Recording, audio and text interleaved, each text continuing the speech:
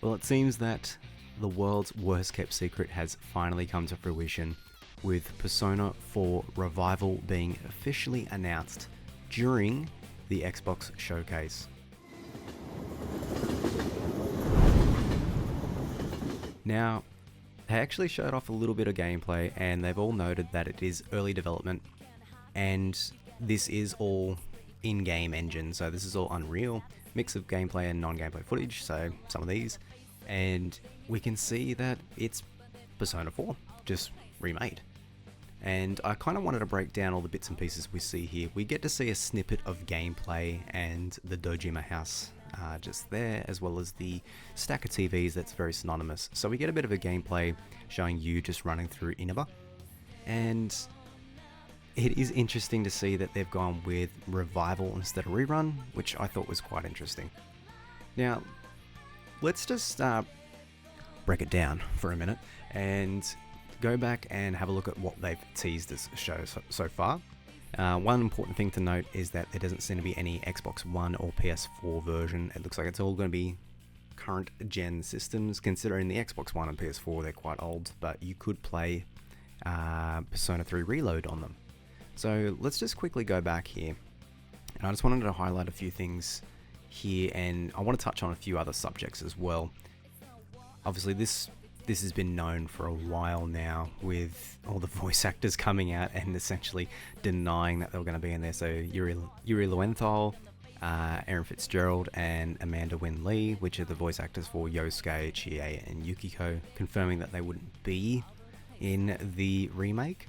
But I also want to compare this to Persona 3's announcement that was initially released around the same sort of time at the Xbox showcase, which was leaked by the so-called Atlas intern. So let's have a quick look at what they've shown us here. So they've pretty much shown us the Inaba bank, trying to think, the riverbank that you can go down to and catch the Guardian and everything like that, where you would normally walk to school. They've also shown off the Inaba Shrine, where you do the Fox social link. So this looks all quite good, actually. Like, I don't think there was the I can't recall. I'll have to bring up a screenshot here in a second to show if they're where you wash your hands before you go and pray. I don't know if this is actually in here, in the original. I don't remember it being there, but I remember you could collect a whole bunch of bugs and everything like that. But you can see the Fortune Shrine over here, and then obviously the main shrine itself.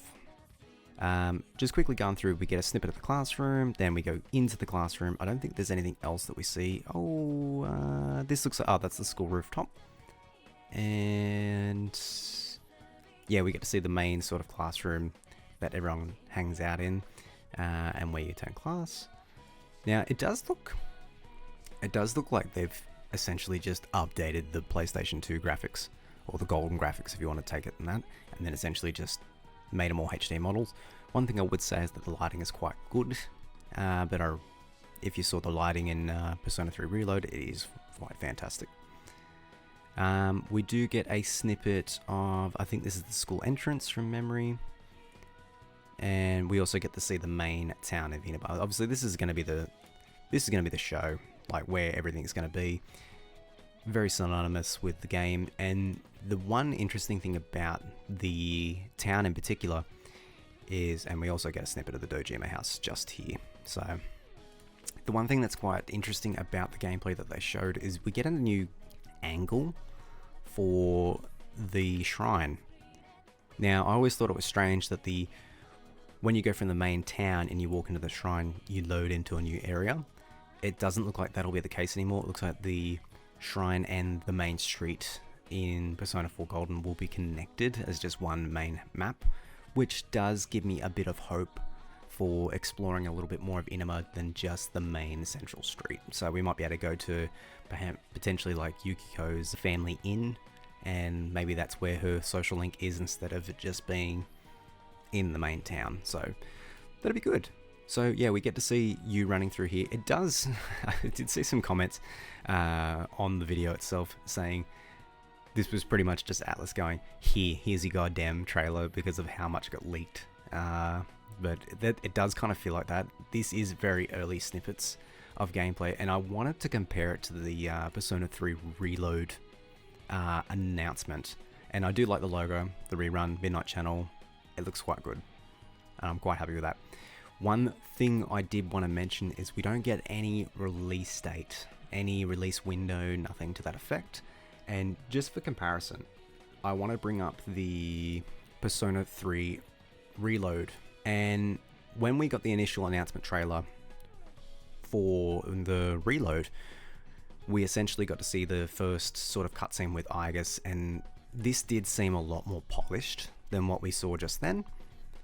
And that's why I'm thinking that this might be potentially a late 2026 game.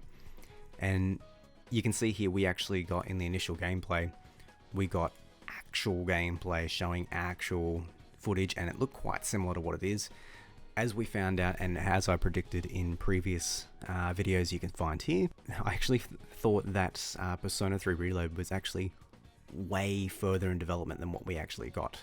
And I think that is proven true with the release window that we did get, because this was announced in, I think it was June, and then it came out in the following February, so everything was quite quick after that.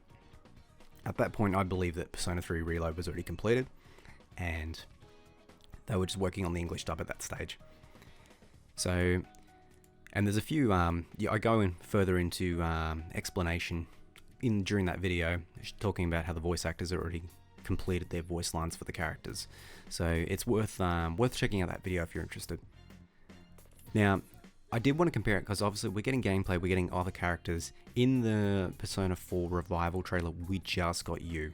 We just got the basic character, only one character, where in this comparison we got a lot more. We got menus, we got Igor, we got Velvet Room stuff, battle, gameplay.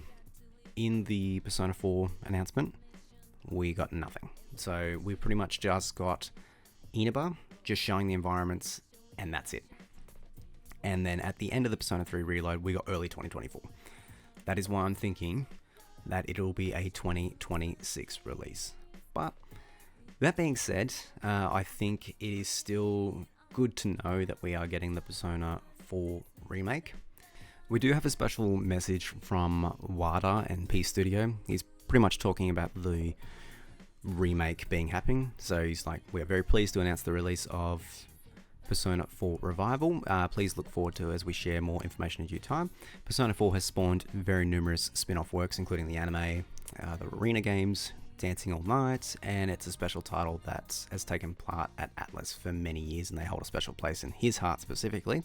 We're working on this project with all our passion and love, and we are confident that this will be a fresh, surprising product for both newcomers and longtime fans. We look forward to sharing it with you all.